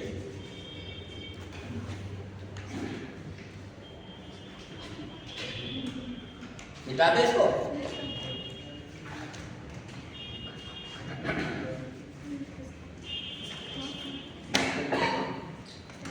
अब जो अगला लेक्चर हमको लेना है, इसके बाद अगला लेक्चर जो लेना है एक्चुअल में उसमें हमें पढ़ाने को रह गया है, बहुत इंपॉर्टेंट चीज अभी रह गई है, आइसोमरिज्म इसकी बतानी है, कोऑर्डिनेशन कंपाउंड के आइसोमरिज्म। क्योंकि वो बहुत महत्वपूर्ण है, उसके क्वेश्चन आते हैं नीट में। और valence bond theory, crystal field theory और मैग्नेटिक प्रॉपर्टीज इसकी कैसे एक्सप्लेन करोगे, कलर को कैसे एक्सप्लेन करोगे कॉम्प्लेक्स कंपाउंड के। तो ये बहुत इंपॉर्टेंट पार्ट है जो कि हम अगले लेक्चर में कंप्लीट करेंगे। क्या? Magnetic properties of the complex compound, colour of the complex compound, उसका explanation, valence bond theory, crystal field theory और आइसोमरिज्म। इतना पार्ट और अभी इसमें डिस्कस करने को रह गया है। आज हम बात कर रहे हैं पाई डोनर पाई एक्सेप्टर लिगेंड की बात कर रहे हैं, ठीक है ना। तो अगर ऐसे लिखा है जैसे CH2 डबल बॉन्ड CH2 और ये लिखा है C2H4 और इसके आगे लिखा है eta2 गैस। क्या लिखा है? eta और पावर 2 गैस C2H2 C2H4। तो ये क्या करता है, इसमें पाई एक सिग्मा एक पाई इलेक्ट्रॉन है, तो इसका ईटा लिखा होना ये हैप्टिसिटी कहलाता है। हैप्टिसिटी ये बताता है कि जो ये पाई डोनर लिगेंड है, पाई इलेक्ट्रॉन डोनर जो लिगेंड है, अच्छा ये pi donor and acceptor ligand, pi acceptor ligand इसे कहते हैं। ये क्या करता है कि पाई इलेक्ट्रॉन डोनेट करता है सेंट्रल एटम को और बैक बॉन्डिंग के थ्रू, साइनर्जिक बॉन्डिंग के थ्रू क्या करता है, सेंट्रल एटम से भी पेयर ऑफ इलेक्ट्रॉन लेता है। तो ये डोनेट भी करता है और एक्सेप्ट भी करता है ना। समझ में आ रही बात? तो उन्हीं लिगेंड की हम लोग बात कर रहे हैं। तो ईटा लगा हुआ है, इसका मतलब ये pi donor and pi acceptor ligand की बात कर रहे हैं, है ना। ईटा से पता, म्यू से क्या पता लगता है कि वो ब्रिजिंग लिगेंड की तरह कार्य कर रहा है, ठीक है। चलिए इसका एज अ लिगेंड नाम जो लिखते हैं हम लोग वो लिखेंगे eta2 इथाइलिन। क्या लिखेंगे? eta2 इथाइलिन, ठीक है। ये नाम लिखा जाएगा और फॉर्मूला में लिखा हुआ तो कैसे लिखा होगा? eta2 C2H4 लिखा होगा। क्लियर? ठीक। अगर इस तरह से है,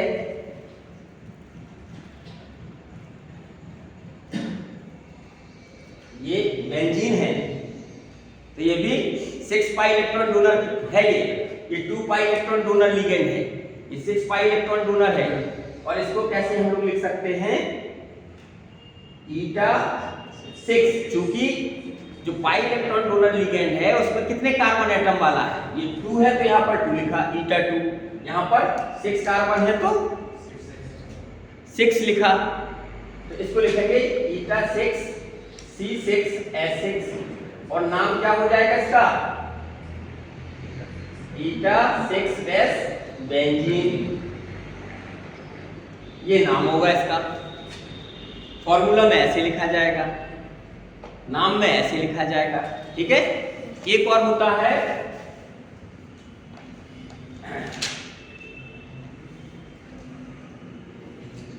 1 2 3 4 5 कार्बन है, इसको क्या लिखोगे? eta5 सर इसकी हेडिंग क्या थी?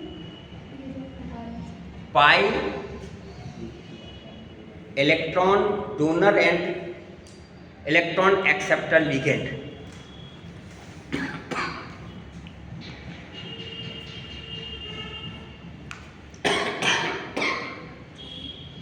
ठीक है, चलिए तो इसको क्या लिखेंगे? साइक्लिक है ये, 1 2 3 4 5 कार्बन है तो साइक्लो पेंटा, 2 डबल बॉन्ड है डाई इनिल, इसका नाम हो जाएगा साइक्लो पेंटा डाई इनिल नाम हो जाएगा। और इसको आप कैसे लिख सकते हो? eta5C5H5, क्यों भाई? यही होगा ना। फॉर्मूला में ऐसे लिखा होगा, क्या?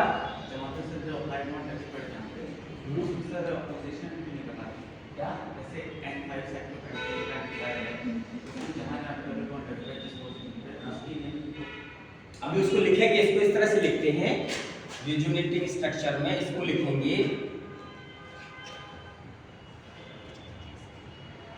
ऐसे लिख देते हैं इसको ऐसे मेंशन कर देंगे। फिक्स तो होते नहीं ना, ये पोजीशन फिक्स नहीं है ना। और बेटर इसका है कि डैश डैश लाइन से दिखाना चाहिए, जो सर्कल दिखा दिया ऐसे नहीं दिखाना चाहिए। दिखाना कैसे चाहिए,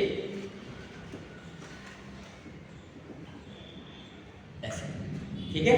तो अब इसमें जैसे मान लीजिए ये लीगेंड लिखा हुआ है, ये लीगेंड कहीं पर हो सकता है, पाइडोनल लीगेंड, ये भी हो सकता है कोई लीगेंड, इसका नाम फॉर्मूला पता है आपको। अब इसके जो पूछे जाते हैं नीट में, उस एग्जाम्पल की बात करते हैं, है ना। जैसे हम ये लिखते हैं, बताओ भाई, Pg Cl3 eta 2 C2H4 twice है नहीं, एक 3 हो गया और K और लगा दीजिए और डॉट H2। ये डॉट H2 पे तो हाइड्रेटेड है, हाइड्रेट लिखा जाएगा इसकी जगह। बाकी इसमें ये क्या है, पॉजिटिवली चार्ज पार्ट है, ये नेगेटिवली चार्ज पार्ट है ना। और ये तो हाइड्रेटेड वाला, तो हाइड्रेट लगाएंगे लास्ट में, मोनोहाइड्रेट, है ना। चलिए, तो नामकरण करते इसका, तो इसका क्या लिखोगे, पोटेशियम, इसको बोलते हैं Jesus, ZEISE salt, Jesus salt, इसको क्या बोलते हैं, Jesus salt. It is very important, बहुत पूछा जाता है आपके कंपटीशन में, नीट के एग्जाम में, जेईई मेंस में पूछा जाता है जीसस सॉल्ट। क्या है ये? पिछली बार आया था, हाँ, ये क्वेश्चन पूछा जाता है बहुत, इसको समझ लीजिए। इसका नामकरण कैसे करेंगे, इसका फॉर्मूला क्या है, KPgCl3 eta 2। अब eta 2 लगा, इससे समझ जाएंगे आप क्या, पाइडोनल एक्सेप्टर लिगेंड की बात कर रहे हैं, है ना। ठीक, तो इसका नामकरण करना है, तो पोटेशियम पहले पॉजिटिवली चार्ज आयन का नाम लिखा, फिर लिगेंड का। लिगेंड में देखो इसका नाम क्या है, इथाइलिन से है ना, ई से शुरू है ना, और ये किससे है, सी से, तो ये पहले लिखा जाएगा। हाँ, कितने लिगेंड है, 3, तो ट्राई क्लोराइडो, फिर एक ही है, ब्रैकेट में लिखना पड़ेगा, लेकिन इसको ब्रैकेट में eta 2 इथाइलिन। ये 2 क्या बताता है, इसका eta 2 हैप्टिसिटी है, ये बताता है कि जो पाइडोनल लिगेंड है वो, उसमें कितने कार्बन वाला है, 2 कार्बन वाला है, eta 2 लिखा हुआ है, ठीक है। फिर इसके बाद बोलो, आयरन, ये मेटल, प्लेटिनम की प्लेटिनेट, प्लेटिनेट, क्यों, कि वो नेगेटिव चार्ज, ये पहले लिखा है पोटेशियम पॉजिटिवली चार्ज, तो ये पार्ट कैसा होगा, नेगेटिवली चार्ज, तो प्लेटिनेट, क्या लिखेंगे, प्लेटिनेट, क्यों भाई नहीं लिखेंगे।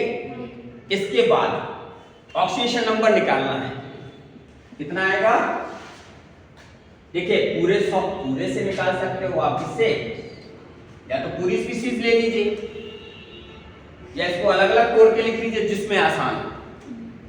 आपको ये पता है ये कैसा था, न्यूट्रल, तो ये लिगेंड तो न्यूट्रल है, 0 चार्ज, इस पर -1, इस पर x, और इसमें ये जो जुड़ा है इस पर +1, नहीं, तो इन सारे स्पीशीज के चार्ज को जोड़िए, ये भी 0 है, नहीं है, सबका जोड़ दीजिए, क्या आएगा,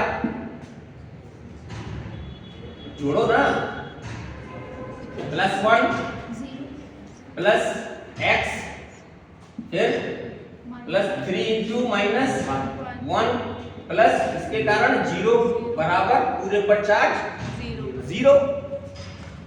नहीं समझ आ रही बात, आ गई। ठीक, सॉल्व करिए। x बराबर क्या आएगा, बोलो, x प्लस 1 माइनस 3 बराबर 0, x माइनस 2 बराबर 0, तो x is equal two plus 2। तो प्लेटिनम पर चार्ज कितना आ रहा है? Plus 2, oxidation number 2।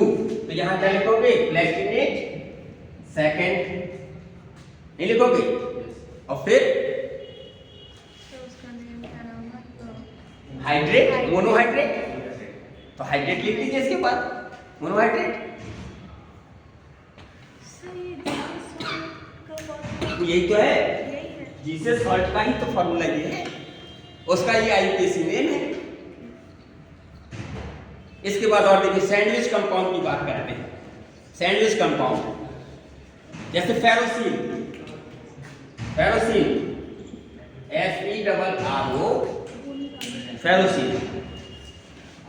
मिटा दे इसको, लिख लीजिए। इसके बाद एक और हम बात करते हैं किसकी?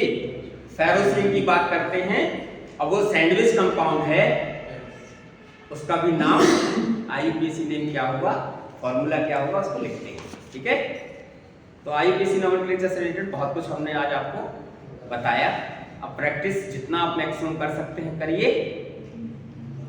Isomerism, valence bond theory, colour property, magnetic property, ये हमें और बतानी है, जो नेक्स्ट लेक्चर में हम कंप्लीट करेंगे। और इस तरह की प्रैक्टिस भी करवाते रहेंगे आपके नीट और जेईई से रिलेटेड क्वेश्चंस हैं। सैंडविच कंपाउंड और बता दें आप एक एग्जाम्पल लेकर के हैं।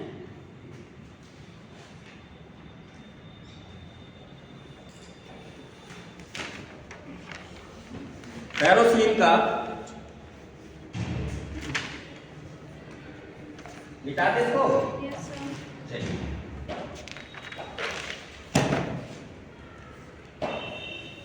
फेरोसिन,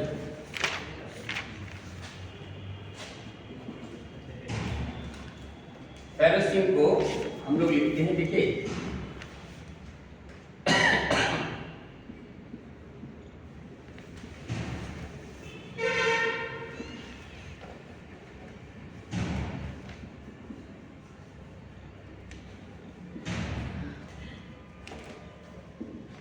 ये, तो ये लिगेंड एक है, दूसरा लिगेंड ये है कि सेंट्रल एटम है, सैंडविच बना हुआ है दोनों के बीच में, नहीं है, इसलिए इसको सैंडविच कंपाउंड बोलते हैं।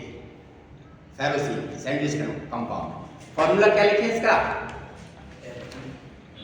पहले तो क्या लिखोगे? Fe सेंट्रल एटम, इसके बाद लिगेंड, लिगेंड कौन सा इसमें? साइक्लोपेंटाडाइनिल ईटा 5। हाँ, तो क्या लिखोगे?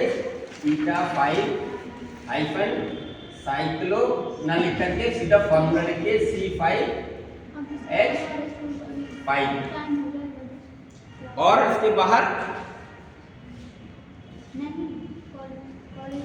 कुछ नहीं, कुछ नहीं, यही है, ठीक। तो इसका मतलब जीरो चार्ज होगा उसका, ठीक है, न्यूट्रल है ना। C5H5 आप बताओ, कह रहे कोई चार्ज नहीं होगा, आप बताओ इसमें कैसा है ये लिगेंड? साइक्लो, यहाँ ये 2 है, अब कोई चार्ज नहीं होगा, ठीक है। अब क्यों नहीं होगा? ये तो नेगेटिव लिगेंड है ना, एक लिगेंड पर एक माइनस चार्ज, साइक्लोपेंटाडाइनिल पर एक नेगेटिव चार्ज, और 2 इसमें जुड़े हुए हैं, नहीं जुड़े हुए, तो Fe पर भी कोई ना कोई चार्ज होगा, निश्चित है, उसकी बात हम लोग करते हैं। तो ये इसका फॉर्मूला है फेरोसिन का, इसका ये स्ट्रक्चर है, 2 साइक्लोपेंटाडाइनिल लिगेंड जुड़े हुए हैं इससे, पाई डोनर लिगेंड की बात कर रहे हैं हम लोग। इसका नाम क्या लिखोगे आप? बेस, लिगेंड का नाम पहले लिखोगे ना, बेस, फिर ब्रैकेट में ईटा 5 साइक्लो पेंटाडाइनिल, फिर आयरन की लिखें, आयरन लिखें कि फेरेट लिखें?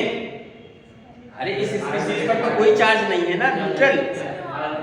और न्यूट्रल अगर स्पीसीज है, बिस, क्योंकि ईटा लगा हुआ है इसके साथ, है ना, ईटा और ब्रैकेट में लिखना है इसको, इसलिए बिस लगा दिया।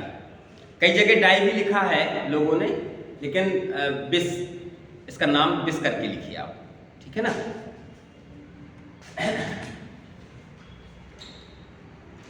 इसका बताएं भाई, आयरन लिखें कि फेरेट? आयरन। क्यों आयरन? क्योंकि ये न्यूट्रल स्पीसीज है, कोऑर्डिनेशन स्फीयर पर कोई चार्ज नहीं है ना, इसलिए जो सेंट्रल एटम का नाम है एज इट इज वही लिखा जाएगा। हाँ, अगर न्यूट्रल है तो आयन आएगा, और अगर पॉजिटिव और नेगेटिव है तो आयन नहीं आएगा। कैसा? अगर ये न्यूट्रल है, इस पूरी स्पीसीज पर चार्ज 0 है, हाँ, कोऑर्डिनेशन स्फीयर के ऊपर कोई चार्ज नहीं है, तो कोऑर्डिनेशन स्फीयर अगर न्यूट्रल, कोई चार्ज नहीं है तो न्यूट्रल है। तब उसके नामकरण में जब सेंट्रल एटम का नाम लिखोगे तो जो उसका नाम है वही लिखोगे।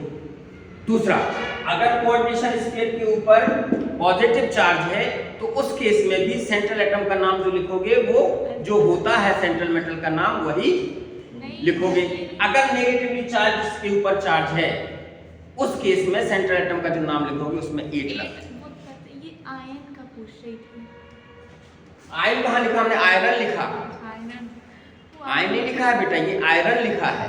इसका नाम लिखा है मेटल का, सेंट्रल एटम का क्या? आयरन। आयरन क्यों लिखा? फेरेट क्यों नहीं लिखा? क्योंकि न्यूट्रल है वो। ये पूरी स्पीसीज न्यूट्रल है, कोऑर्डिनेशन एंटिटी पर कोई चार्ज नहीं है। अगर ऐसा है तो उस केस में क्या होगा? सेंट्रल एटम का नाम एज इट इज, जो उसका नाम है वही लिखेंगे, ठीक है ना। ऑक्सीडेशन नंबर, इसके बाद ऑक्सीडेशन नंबर निकालो। इसका मान लिया x, इस पर कितना होता है? एक लिगेंड पर देखिए -1, तो -1 एक पर है, तो इस पूरे पर चार्ज क्या है? 0। पूरी स्पीसीज पर चार्ज क्या है? 0। तो इसका चार्ज प्लस इसका चार्ज बराबर 0 क्या आना चाहिए ना। अरे आप लोगों ने, हमने जो पढ़ाया था आपको फर्स्ट लेक्चर में, सेकंड लेक्चर में, क्या वर्नर थ्योरी में प्राइमरी वैलेंसी निकालना बताया था। और प्राइमरी वैलेंसी उसकी ऑक्सीडेशन नंबर को प्रदर्शित करती है। इसका प्रैक्टिस हम करा चुके हैं। आप फर्स्ट लेक्चर देखिएगा, हमारा सेकंड लेक्चर, फर्स्ट लेक्चर। तो प्राइमरी वैलेंसी से ऑक्सीडेशन नंबर निकल आती है, तो इसका निकालना आपको बताया था। तो ये क्या आएगा? x plus 2 into -1 is equal to 0। तो x minus 2 is equal to 0, तो x इज इक्वल टू +2। तो इसका सेकंड, ये नाम हो गया। Is it clear? समझ में आ गया? चलिए, दैट्स ऑल, खत्म। Thank you. मेहनत करिए आप लोग।